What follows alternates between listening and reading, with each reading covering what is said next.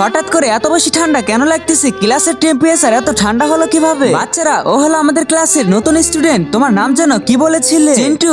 ওর নাম হলো চিন্টু। এইটা আবার কেমন নাম? বাবা যাও বসো। আরে আস্তে বসো, ওর হাতে তো লেগে গেল। তোমার তো হাত কেটে গিয়েছে। তোমার রক্ত কালো কেন? আমাদের সকলের রক্ত কালোই, কিন্তু কারোর রক্ত কালো কিভাবে হতে পারে? চিন্টু, তোমার বুক উঠাও আর পড়া শুরু করো। আরে ওই দেখো, তোমার বই দিয়ে ধোঁয়া উঠতেছে, আবার তো আগুনও লেগে গিয়েছে। হ্যাঁ, তোমার হাত তো একদমই জ্বলেনি, কিন্তু তোমার থেকে বেশি আমার হাত তো জ্বলে গিয়েছে। বাচ্চারা, তোমাদের আইডি কার্ড তৈরি করতে হবে, তার জন্য ফটো চাই। আগে রেডি হয়ে নে। হ্যাঁ, ওকে তো আয়নার মধ্যে দেখা যাইতেছে না, কিন্তু এটা কিভাবে হতে পারে? আর এটা হয়ে গিয়েছে। ডলি, এখন যাও তুমি, এখন তোমার পালা, আসো। চিন্টু, তোমার ফেস ব্লার হলো কেন?